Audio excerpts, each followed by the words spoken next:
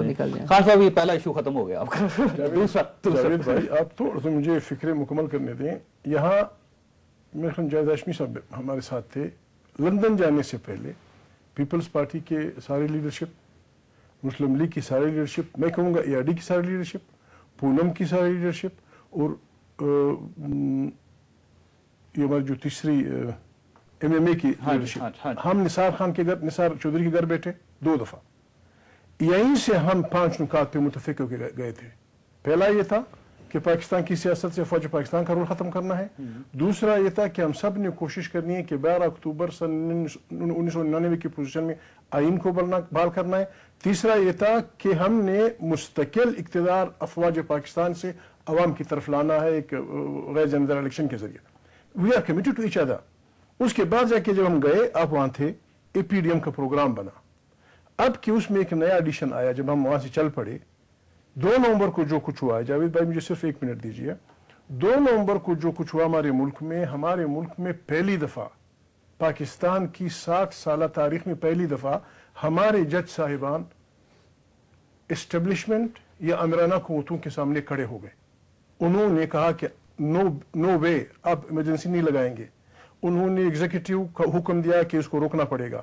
انہوں نے ججز کو حکم دیا کہ کسی نے بھی PCO کے تحت حلف نہیں اٹھانی.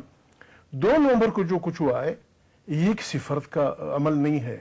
آپ چاہتے ہیں کہ ججز بحال ہو؟ میں یہ نہیں چاہتا. پاکستان میں ایک خاموش انقلاب کی ابتدا ہو چکی ہے. یہ ایشو اب 16 کروڑ انسانوں کا ہے. اسے وکیلوں کا ایشو نہ سمجھا جائے. نہیں، ججز تو اسے ایک جج کا ایشو نہ سمجھا جائے. آپ کا دوسرا مطالبہ ہماری یہ ریکویسٹ ہوگی، ان ساتھیوں سے یہ ریکویسٹ ہوگی، ججز بحال کی شرم کی بات ہے. شرم کی بات. آپ کا چیف جسٹس بچوں سمیت گھر میں جیل میں ہے. گناہ یہ کیا ہے کہ وہ سچ کیوں لکھتا ہے؟ دوسرا ایشو جو آپ کا دوسرا مطالبہ ہے ججز بحال کا. شاہ جی، آپ ججز بحال کرنے کے لیے تیار؟ دیکھیں، اس پہ ہمارا میاں نواز شریف کا جب وہ آئے تھے ملنے، تو ایک متفقہ فیصلہ ہوا تھا کہ ہم نہ صرف ججز کی بحالی بلکہ پوری جوڈیشری کی اسٹرینتھننگ کریں گے.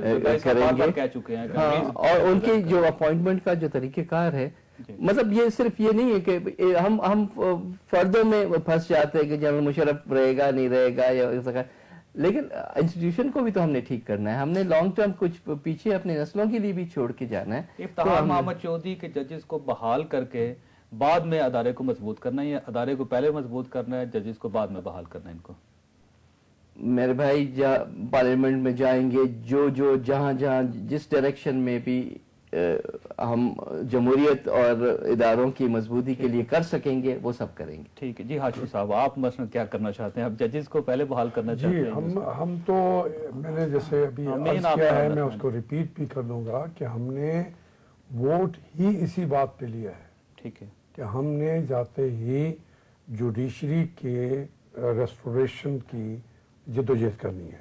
پارلیمنٹ میں ہمیں اگر مینڈیٹ میجورٹی کا ملتا تو ہم آج تک اس کو آتے ہی حلف اٹھاتے ہی امپلیمنٹ کرتے تھے.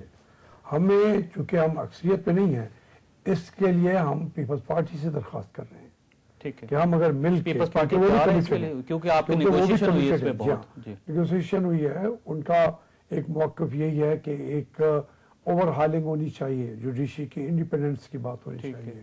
لیکن پھر ہمارے ساتھ یہ بات کافی حد تک جا کے آگے ہم نے ایگری کیا ہے کہ جو ججز کی ریسٹوریشن ہے پارلیمنٹ کے ذریعے وہ ہم ہر حالت میں کرائیں گے.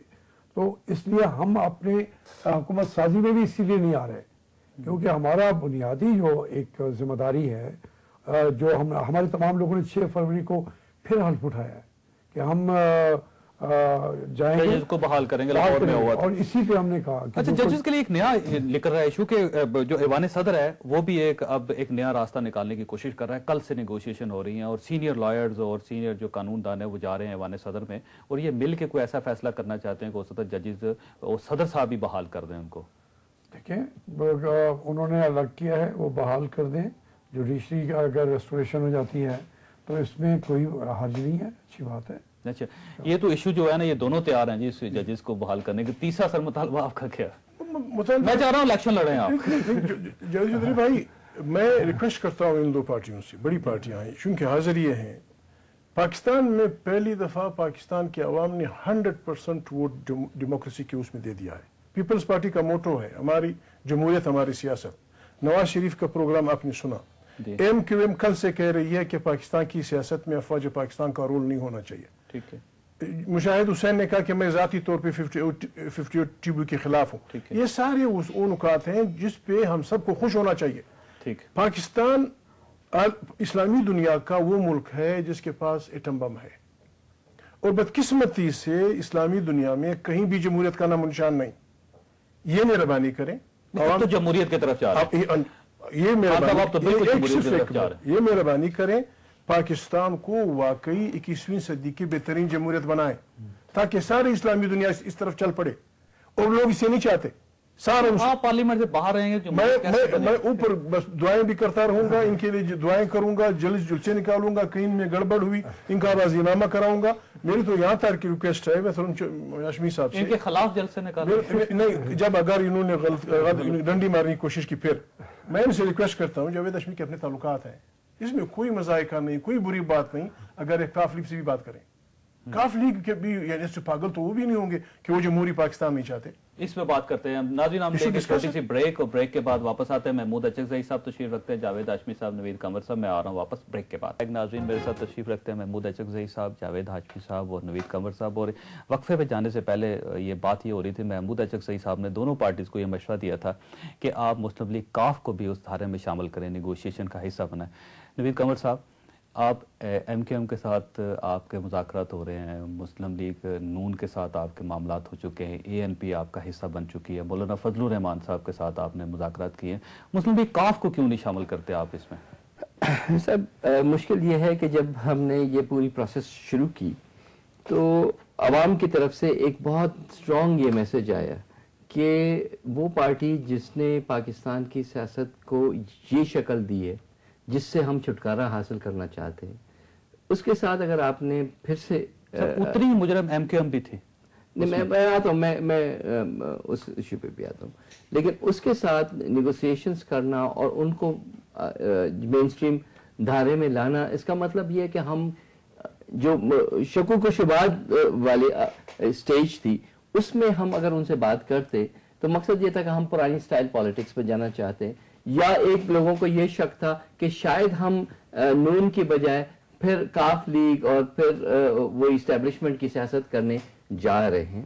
तो बहुत ज़रूरी था कि इमीडिएटली हम ये फैसला करते कि जी क्यू लीग के साथ हमने कोई नेगोशिएशंस नहीं करने, और हम एक डेमोक्रेटिक पाकिस्तान चाहते हैं जो कि उन पार्टीज के साथ हो सकता है। आपने दरवाजे बंद कर दिए उनके? जो मैं कंप्लीट कर रहा हूँ, जो कि स्ट्रगल में कर रही थी पाकिस्तान में एक जमहूरी इदारों के लिए।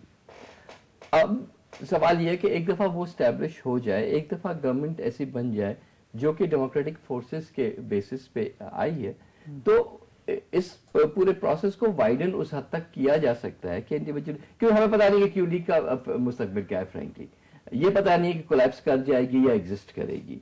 एक आर्टिफिशियली प्रॉप्ड अप पार्टी कितना टाइम चल सकती है। MQM और उसमें ये फर्क तो जरूर है कि MQM ऐसी पार्टी है जो कि कम से कम 2 डेकेड से एग्जिस्ट करती है, उसका कोई बेस है। ये तो पार्टी तोड़ मोड़ के लोगों को बनाई गई थी, और क्लियरली ISI ने बनाई थी। ये इसके तो शवाहिद अब जो बनाने वाले हैं वो खुद दे रहे हैं। ऐसे 2 बड़ी खूबसूरत डेवलपमेंट हुई है। मसलन ये है कि शौकत अजीज पे मुस्लिम लीग काफ के जो चौधरी वजात हुसैन है, उन्होंने ये कहा है कि उनका एहतसाब होना चाहिए। आसिफ अली जरदारी साहब भी ये चाहते हैं कि शौकत अजीज साहब का एहतसाब हो। इस तरह 58(2)B पे बहुत सारे लोग मुस्लिम लीग काफ के ये कहते हैं इसको खत्म होना चाहिए। आप लोगों की पार्टी का भी यही फैसला है कि खत्म होना चाहिए। तो ये तो बड़ा इश्तराक पैदा होता जा रहा है ख्यालात का दोनों में। देखिए, जहां तक 58(2)B या कोई भी ऐसा मूव हो जो कि पार्लियामेंट में आए और जिससे पार्लियामेंट्री इंस्टीट्यूशंस स्ट्रेंथन होते हो, या कोई और इंस्टीट्यूशन हमारा स्ट्रेंथन होता हो, उसमें हमें जो मदद करेगा हम उससे मदद जरूर लेंगे। साथ हो मुस्लिम लीग काफी क्यों ना हो। जी, ओके।